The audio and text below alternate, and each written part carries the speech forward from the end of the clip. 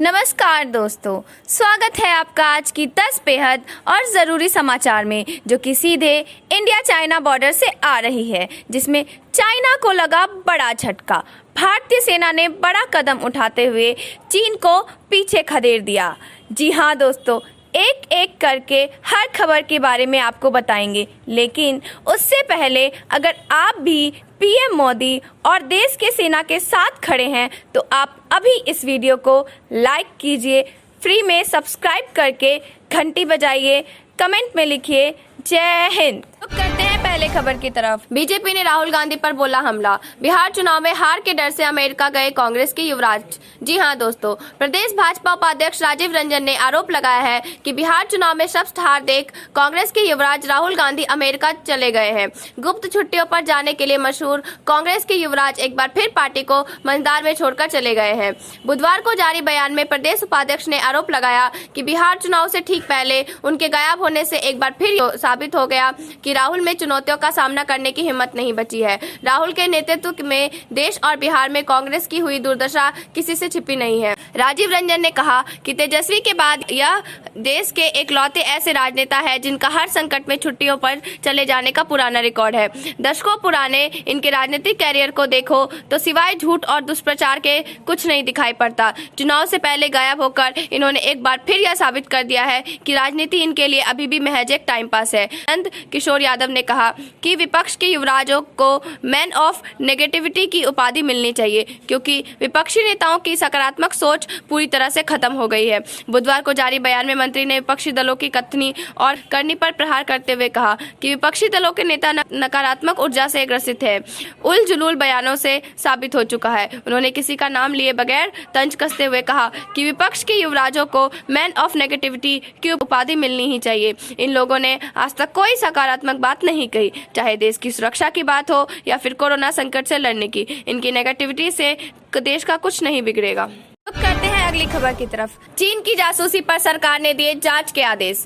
30 दिनों में रिपोर्ट देगी एक्सपर्ट कमेटी। जी हां दोस्तों, राष्ट्रपति रामनाथ कोविंद, प्रधानमंत्री मोदी समेत भारत की 10,000 से ज्यादा हस्तियों और संगठनों की जासूसी के मामले में केंद्र सरकार ने बुधवार को एक कमेटी का गठन किया है। यह कमेटी 1 महीने के अंदर रिपोर्ट देगी। न्यूज एजेंसी AANI ने सूत्रों के हवाले से यह जानकारी दी। सूत्रों ने बताया कि जेनुआ डेटा लीक मामले में सरकार ने इन रिपोर्टों का अध्ययन करने, उनका मूल्यांकन करने, कानून के किसी भी उल्लंघन का आकलन करने के लिए नेशनल साइबर सिक्योरिटी कोऑर्डिनेटर के तहत एक एक्सपर्ट कमेटी का गठन किया है। कमेटी से 30 दिनों में रिपोर्ट मांगी गई है। सूत्रों ने आगे बताया कि सरकार ने उस रिपोर्ट पर गहरी चिंता व्यक्त की है, जिसमें बताया गया है कि विदेशी सोर्स सहमति के बिना देश के नागरिकों के व्यक्तिगत डेटा तक पहुंच रही है या फिर प्राप्त करने की मांग कर रही है। विदेश मंत्रालय ने चीन द्वारा भारत की प्रमुख हस्तियों की जासूसी करने को लेकर चीनी राजपूत के सामने मुद्दा उठाया।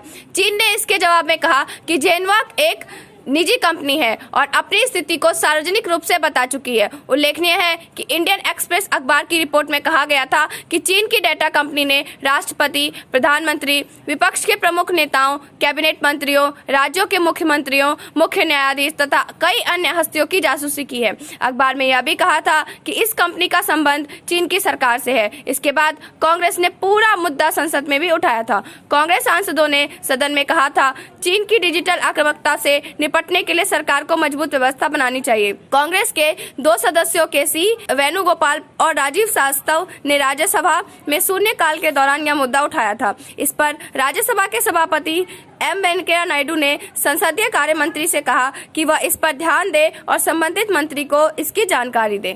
तो करते हैं अगली खबर की तरफ।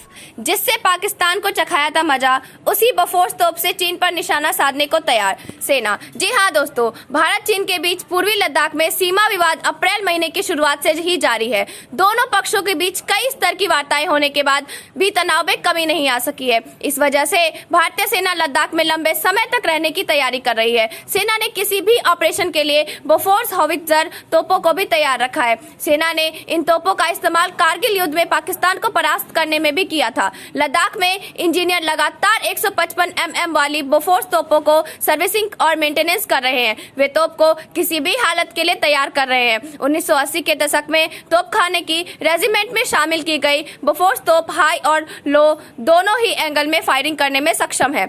लद्दाख में सेना के इंजीनियरों को एक ऐसी ही बोफोर्स तोप की सर्विस करते हुए देखा गया था, जिसके बारे में कहना था कि कुछ दिनों के बाद यह पूरी तरह से गरजने के लिए तैयार हो जाएगी। अधिकारियों के अनुसार इन्हें समय समय पर सर्विसिंग और रखरखाव की जरूरत होती है और इसके लिए को तैनात किया गया है। लेफ्टिनेंट कर्नल प्रीति कंवर ने कहा कि टेक्निकल स्टोर ग्रुप का काम फायरिंग पिन से लेकर इंजन की असेंबली तक सब कुछ मुहैया कराना है। इस वाहन के पीछे मोबाइल स्पेस वैन है, जिसके जरिए हम तकनीशियों को फॉरवर्ड एरिया में कंपोनेंट मुहैया कराते हैं। बता दें कि बोफोर्स तोपों ने 1999 में हुए कारगिल युद्ध में अहम भूमिका निभाई थी। तोप ने युद्ध में पाकिस्तान के खिलाफ ऊंचाई वाले पहाड़ों पर बने बंकरों और ठिकानों को आसानी से नष्ट कर दिया था और पाक सेना को भी भारी नुकसान पहुंचाया था। आप देख रहे थे आपका अपना चैनल। जय हिंद, जय भारत।